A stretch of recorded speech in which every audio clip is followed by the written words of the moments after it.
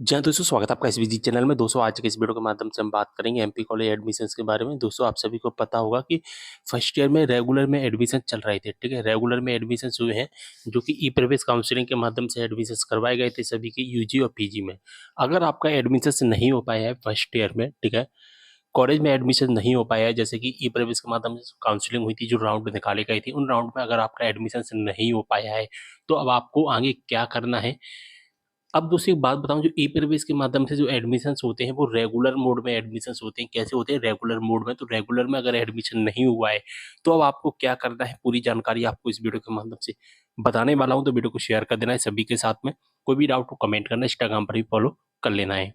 तो दोस्तों एक बात क्लियर कर देना चाहता हूँ, मध्य प्रदेश के किसी भी कॉलेज में हम बात कर रहे हैं, मध्य प्रदेश के किसी भी कॉलेज में, चाहे आपका गवर्नमेंट कॉलेज में ही बात करेंगे या हम प्राइवेट कॉलेज में भी अभी स्टार्टिंग में बात कर लेते हैं, फिर हम गवर्नमेंट की बात करेंगे, ठीक है?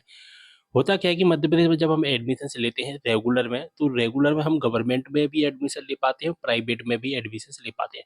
लेकिन रेगुलर के एडमिशन होते हैं ना, रेगुलर में हर किसी को एडमिशन नहीं मिल पाता है, क्योंकि जो इसके एडमिशन होते हैं वो मेरिट लिस्ट पर होते हैं, मेरिट लिस्ट पर बेस्ड होते हैं, जिस वजह से एडमिशन नहीं हो पाते हैं स्टूडेंट के, ठीक है? गवर्नमेंट कॉलेज में, प्राइवेट कॉलेज में, रेगुलर में। लेकिन आपको मासूम नहीं होना है, जो कि उदास होने की कोई भी ज़रूरत नहीं है, क्योंकि आपके लिए एक गुड न्यूज़ है कि जब स्टूडेंट के रेगुलर में एडमिशन नहीं हो पाते हैं, तो स्टूडेंट प्राइवेट में एडमिशन ले सकता है। जी हाँ दोस्तों, प्राइवेट में एडमिशन्स ले सकता है। रेगुलर के बाद एक प्राइवेट मोड होता है, उस प्राइवेट मोड में आप एडमिशन्स ले सकते हैं। बात समझ में आ गई?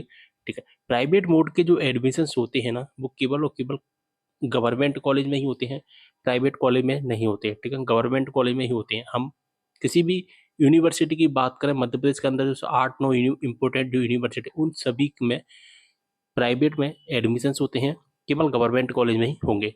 अब रेगुलर मोड यानी कि जो ई-प्रवेश से जो काउंसलिंग करवाई जाती है, वो प्राइवेट मोड में डिफरेंट क्या होता है? रेगुलर में क्या होता है कि हमें सारे सीसीए जो टेस्ट होते हैं, वो टेस्ट हमें देने पड़ते हैं, ठीक है? क्या करना पड़ता है? हमें सारे के सारे जो टेस्ट होते हैं, वो टेस्ट देने पड़ते हैं, ठीक है? साथ ही हमें डेली डेली बेस पर कॉलेज में जाना पड़ता है, डेली हमें कॉलेज जाना पड़ता है, ठीक है? इसके जो पेंसिल अभी क्या है, थोड़ी-सी सही चल नहीं रही है, इसलिए जो राइटिंग है, ड्राइंग है, वो सही से नहीं हो पा रही है, इसको इग्नोर कर देना, ठीक है? आपको डेली कॉलेज जाना पड़ता है, ठीक है? आपको एडमिशन फीस देनी पड़ती है, हर साल एडमिशन फीस देनी पड़ती है, साथ ही आपको एग्ज़ाम फीस देनी पड़ती है, यानी कि सारी एक्टिविटीज़ आपको कॉलेज में करनी पड़ती है। लेकिन जो हमारा प्राइवेट मोड होता है ना, प्राइवेट मोड में क्या करना पड़ता है? प्राइवेट मोड में हमें एडमिशन फीस देने की आवश्यकता नहीं है। केवल फर्स्ट ईयर में ही हमें एक बार एडमिशन लेना है, इसके बाद हमें कोई भी फीस नहीं देनी होती है। हमें कॉलेज नहीं जाना होता है, हमें कोई भी टेस्ट नहीं देने होते हैं, हमें केवल और केवल क्या करना होता है? हमें एग्ज़ाम देने जाना होता है।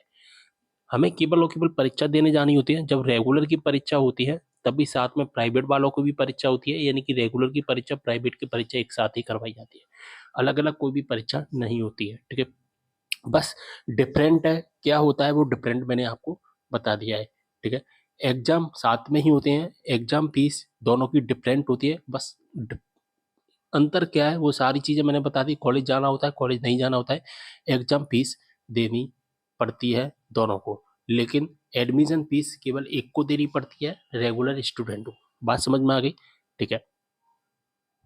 अब इनके एडमिशन्स कब होते हैं? तो यूजी के एडमिशन्स की अगर हम बात करें, जो बीए, बीकॉम, बीएससी जैसे कोर्स होते हैं, इनके एडमिशन लगभग जनवरी या फरवरी महीने में होते हैं, और कोई-कोई सी यूनिवर्सिटी दिसंबर महीने में भी स्टार्ट कर देती है। लेकिन जो पीजी के एडमिशन्स होते हैं, जो हमारे एमए, एमकॉम, एमएससी जैसे कोर्स हो गए, उनके एडमिशन्स हमारे अक्टूबर, नवंबर के महीने में होते हैं ज़्यादातर, और दिसंबर में भी होते हैं। अक्टूबर में नहीं हो पाते हैं, लेकिन नवंबर में स्टार्ट हो जाते हैं, 10-15 नवंबर के बाद ज़्यादातर यूनिवर्सिटी के, और दिसंबर तक इसके एडमिशन चलते हैं। तो सभी यूनिवर्सिटी की डेट होती है वो अलग-अलग होती है, ठीक है? आप अपनी यूनिवर्सिटी की वेबसाइट पर देख सकते हैं कि किस यूनिवर्सिटी की कितनी लास्ट डेट रखी गई है। सारी चीज़ समझ में आ गई होगी आपको। अब एडमिशन लेने के लिए आपको क्या करना पड़ेगा प्राइवेट में? तो एडमिशन लेने के लिए आपको एक रजिस्ट्रेशन फॉर्म है वो सबमिट करना होता है। इसके बाद उस रजिस्ट्रेशन फॉर्म को कॉलेज में जाकर जमा कर देना है, जिस कॉलेज में आप एडमिशन ले रहे हैं, और कॉलेज से अप्रूव होने के बाद में आपका जो एडमिशन कंप्लीट हो जाएगा। बस इतनी सी छोटी-सी जो प्रोसेस होती है वो आपको करनी पड़ेगी। ठीक है, बात समझ में आ गई, सारी चीज़ समझ में आ गई होगी। अगर आपका एडमिशन नहीं हो पाया है तो प्राइवेट में एडमिशन ले सकते हैं। ठीक है, मिलते हैं अगली वीडियो में एक और जानकारी के साथ, तब तक के लिए बाय।